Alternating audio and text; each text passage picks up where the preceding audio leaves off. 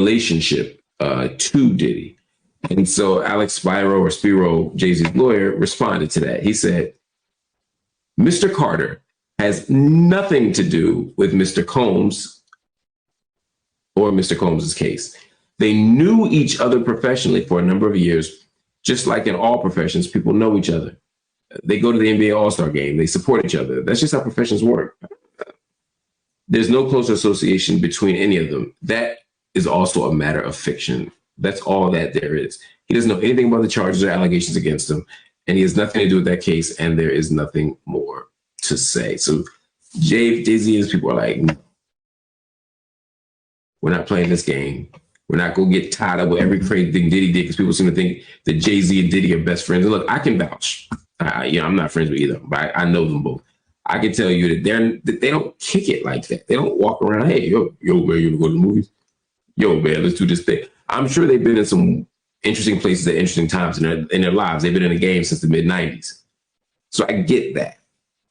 But I also know for a fact that like they live in their own worlds. Jay-Z, when he's out with his people in his squad, he's not rocking with Puff and vice versa. But it's interesting that Jay-Z is like, look, I have to distance myself from Puff now.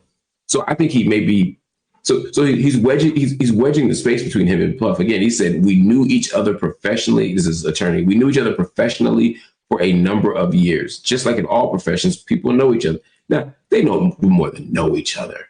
The Rock Nation brunches and all that shit. They know, they do more than kick it out when it's, kick it or hang out when it's absolutely and unavoidably necessary. They do more than that. You know, they have a bond.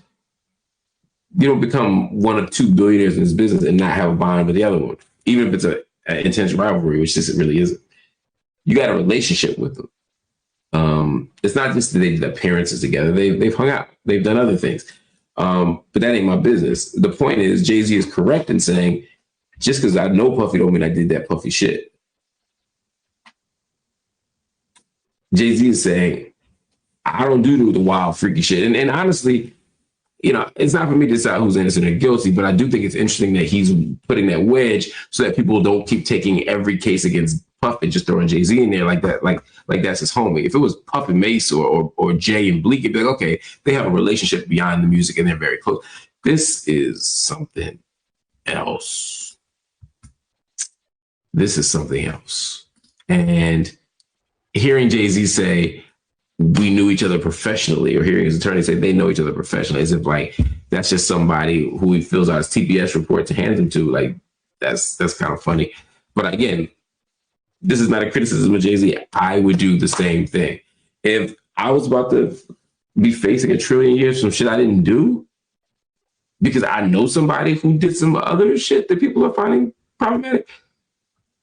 If that's the case, my G, I'm not snitching. I'm not taking on no other cases. I'm not doing none of that wild shit. What I am doing is getting, anyway, Jay-Z is handling it right.